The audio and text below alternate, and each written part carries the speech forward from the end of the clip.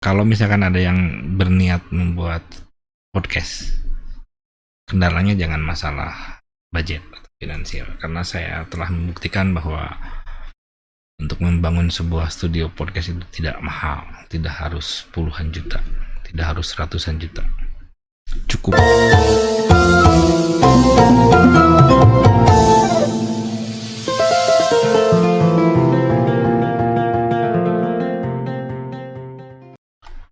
Assalamualaikum warahmatullahi wabarakatuh, pemirsa Kangguru TV yang berbahagia. Jumpa kembali dengan saya. Kali ini saya ditemani oleh sahabat saya, Kang Dadang. Kali ini saya tidak akan podcastan. Saya akan coba monolog saja. Ini karena banyak sekali pertanyaan dari pemirsa, bagaimana saya bisa merancang sebuah studio podcast sebagus ini. Bahkan kemarin Deddy Corbuzier tidak bertanya kepada saya bagaimana studio podcast ini dibangun. Sekilas studio saya nampak mahal sekali. Padahal memang betul. Padahal sebetulnya tidak demikian pemirsa, ini murah banget. Murah banget, dan saya pikir semua orang juga bisa membuat podcast seperti ini. Sangat murah dan sangat gampang. 2.500.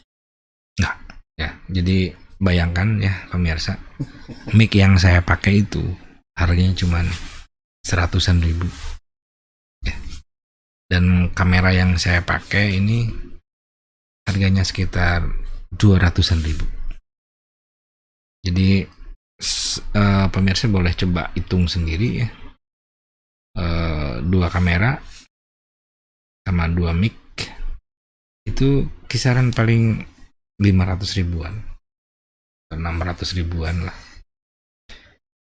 Dan lighting yang saya gunakan di sini ya,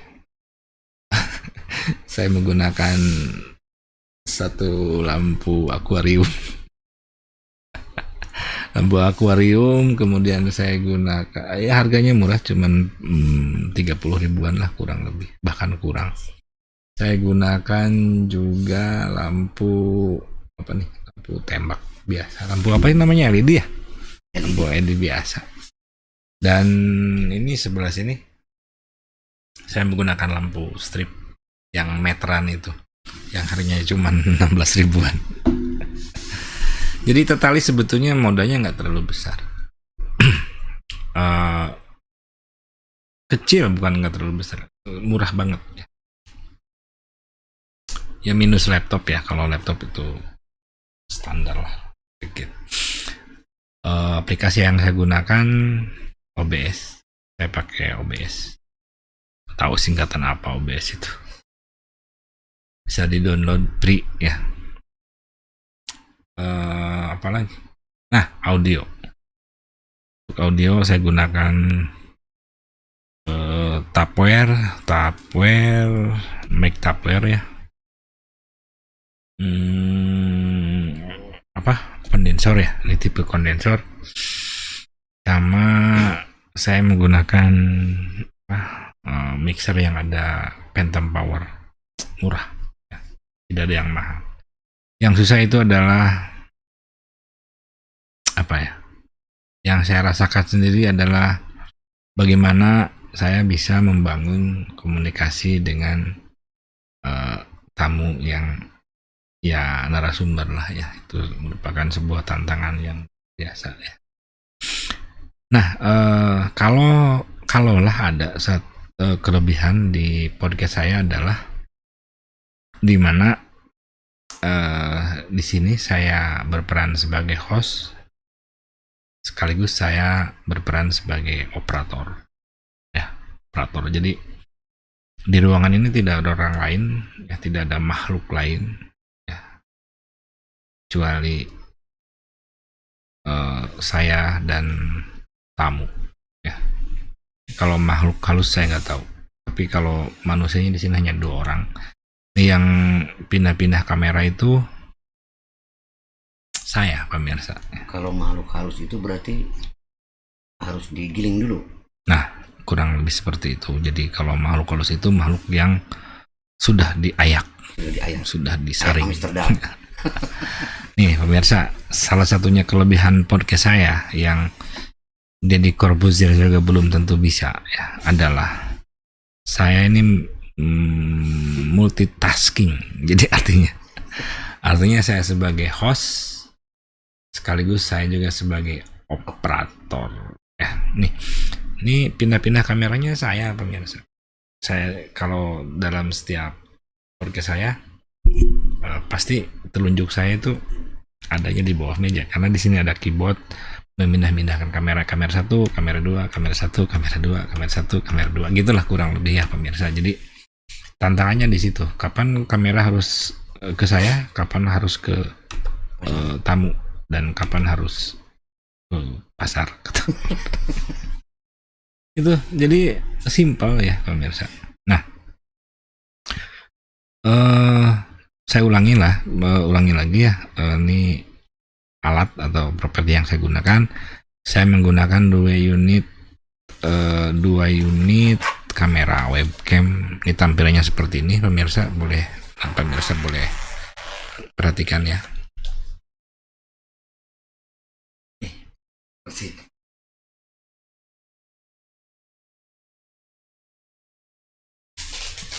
Saya pakai kamera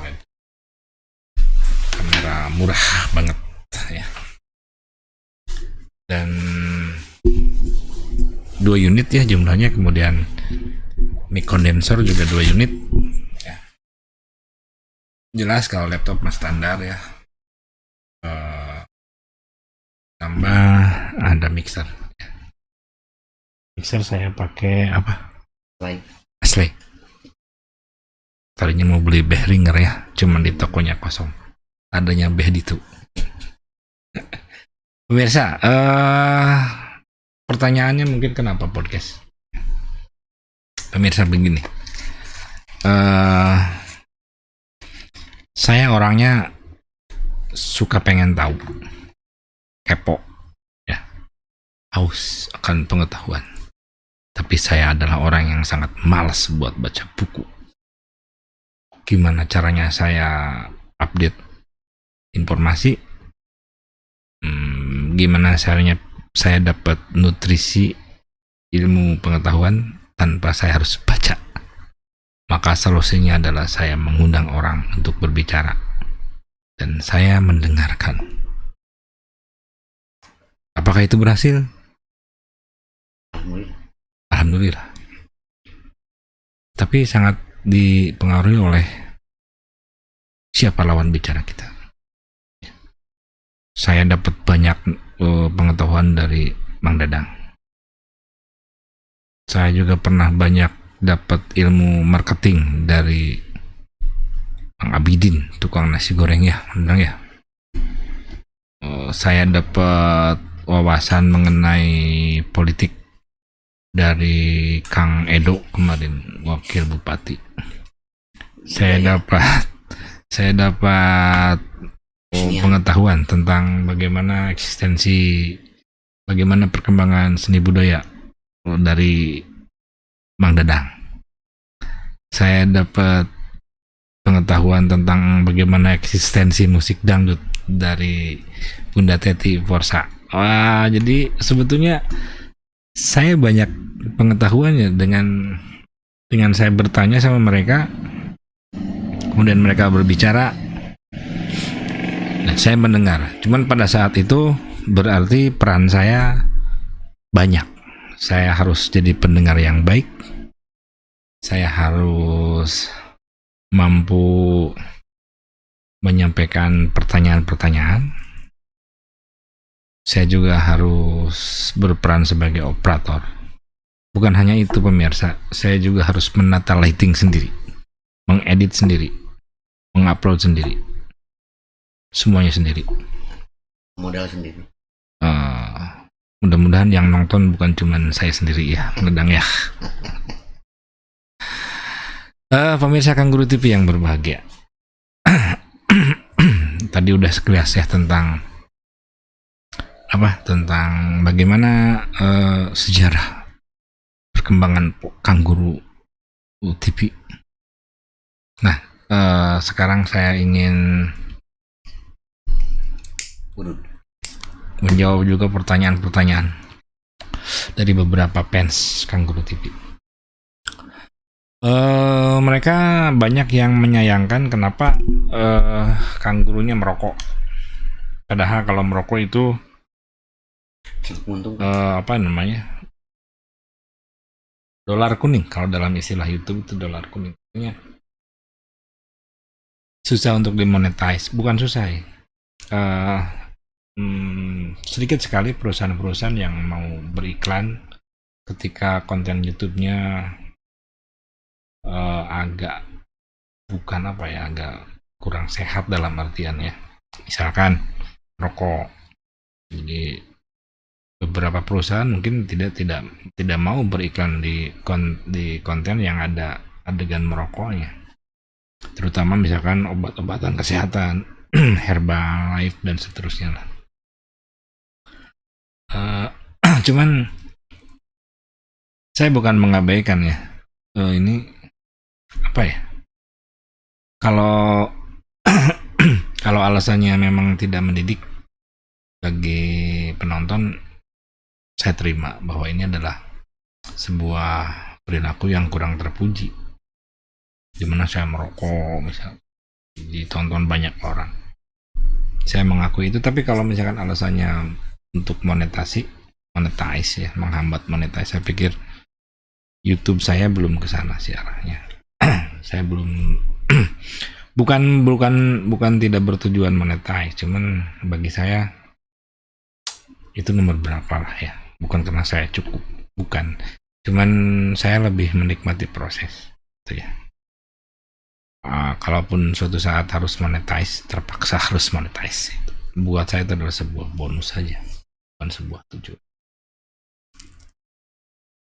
Apalagi pemirsa mungkin penasaran, atau silahkan komen di kolom komentar ya, berada pertanyaan-pertanyaan simpel sebetulnya podcast itu, dan menurut saya asik ya. Asiknya itu kita bisa apa ya,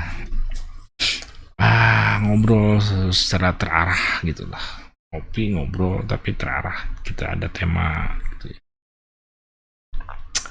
Dan mungkin pemirsa yang punya skill atau punya keterampilan di bidang broadcasting bisa membuat acara seperti ini, monolog dengan tema-tema yang menarik, mungkin tidak seperti saya yang nggak jelas ini temanya seperti apa. Tapi bolehlah dicoba ya, kalau misalkan ada yang berniat membuat podcast.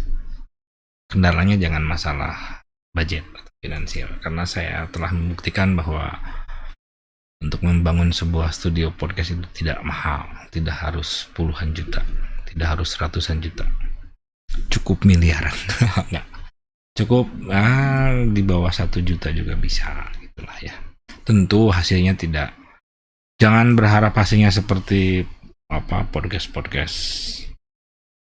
terkenal ya. Hasilnya juga ya sesuai lah seperti ini.